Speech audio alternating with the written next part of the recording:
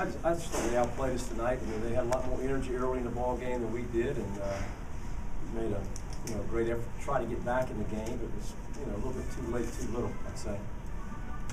Questions? A little bit of a youth movement, starting a couple of freshmen in the backcourt, and probably some growing pains that go along with that. Yeah, there certainly are. I mean, we've played so much better in the last 2 or 3 weeks of the season. We've strung together some really nice performances, even if they weren't all wins. Close loss to James Madison, close loss the other night to Hofstra. And we didn't play the same level of energy early in the ball game.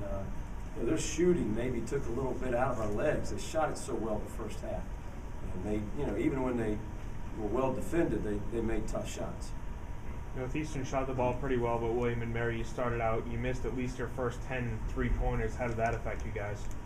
A little painful to watch. We're 0 for 10 at half, and it's one thing we do pretty well, shoot the ball. But it's a couple games in a row. In the Drexel game a couple nights ago, actually, we had a one-possession loss, and John Mark Ludwig and Quinn McDowell, two great shooters, were 1 for 10 from the three-point line. And tonight we started 0 for 10. So we need to make shots to be a good basketball team.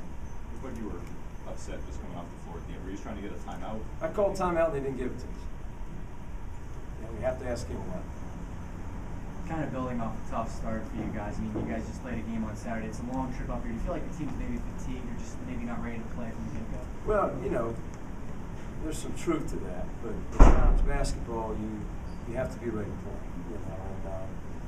And it's difficult to play 4 games in 8 nights as we're going through, but everybody in the league's going through it. So, but that's part of college basketball, and that's probably why the teams that are experienced, juniors and seniors, are so successful. They can handle these situations a lot more successfully than a young team can. But Northeastern's young too now. They were playing at home, but they played very well. If that's a team in our league that hasn't won a game, we've got a pretty good league. You mentioned having to make shots to be able to win the games. Certainly, also turnovers had to be kept down too. I know in the first half they forced 8 turnovers, and that kind of got things off on the wrong foot, especially when they catch them. Yeah, really careless with the ball at times. Brandon Britt's been a sensational player for us since he became a starter, 6 games or so ago. But he had 6 turnovers tonight. That's more turnovers than he had all year, probably. Seriously, and their pressure bothered him, and physical nature of the game bothered him a little bit.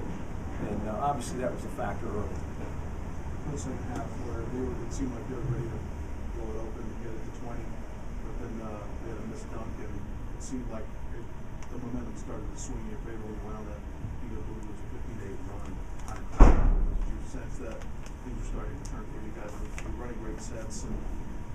Honestly, I felt it was turning quite a few times in the game, but then we'd miss a shot inside, or they'd knock a 3 in on us. So. I was proud of the effort to get back in the game like we did, but not proud of how we played the first 10 minutes of the ball game. With the young guys you have, and knowing just what kind of a leader Quinn is, how have you seen him bring these guys along? Have they taken his leadership also? Yeah, absolutely. He's a great leader, great kid. He's being defended a little bit like Michael Jordan right now. I mean, everybody's really trying hard to take him out of our offense. And the neat thing about our team is we're beginning to get better balance. I don't know if we've got it tonight. I haven't really looked at the stats yet. But we're getting better balance as a basketball team. That's hopefully going to take a little bit of that pressure off of me. Was there anything mental coming into this game against Northeastern 0-8? You guys have been playing really good basketball the last few games. Did your guys kind of think maybe it would be a fairly easy game for them? I certainly hope not. I mean, if we take anybody lightly, we're crazy. We've got to play really well to win, and I don't think that had anything to do with it. No, I really don't. Another item with Quinn is I remember you said at media day one of the important things for him to just be Quinn and not try to be what he's not, even though more might be asked of him. Has he basically kept to that? He really has. I mean, he really has. I mean, there have been days that he's not gotten a lot of looks because of the way he's being defended, and he's just stayed true to course. And he's a very good basketball player. I thought he scored a couple times inside the night, but maybe twice they called him for charges with a lot of body contact. But he's staying within himself and really leading this young team in a very positive way. Smith led them 21 for Northeastern, but obviously foul play for him. There was one point in the game where he ran up to kind of absorb charge, hoping 50-50 call there to play against you guys, but in terms of getting him into foul trouble, we're hoping that will be returned to high defense. We're hoping to guard him better than we did. I mean, it's very frustrating to watch us early in the game. I mean, he's a guy that can really shoot the ball, a real weapon, and you know, we didn't guard him the way we were instructed to guard him early in the ball game. That was frustrating more than anything.